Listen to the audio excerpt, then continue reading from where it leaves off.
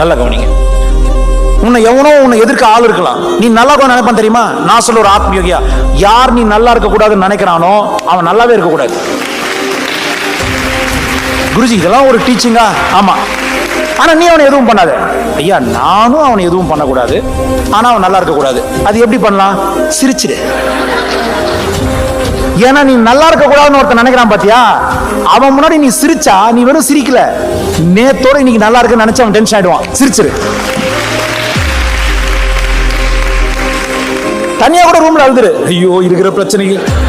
ஆனா அவன் வந்தானா கெத்தா சிரிச்சிரு.